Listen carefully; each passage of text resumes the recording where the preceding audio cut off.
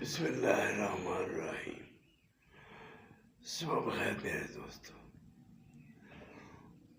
اللہ تعالیٰ نے قرآن پاک فرقان سورہ میں اللہ فرماتے ہیں کہ ہم نے جو ہے انسانوں کو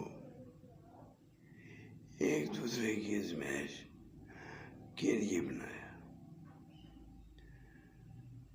یعنی کہ ہم اگر ایک دوسرے سے ملتے ہیں تو وہ بھی اللہ کے حکم کے مطابق ملنا چاہیے۔ اللہ نے جو قرآن پاک میں حقوق العباد کے بارے میں فرمایا اس کے مطابق ہی ایک دوسرے سے ملیں تاکہ ہم اللہ کے حکم کی پابندی کر سکیں۔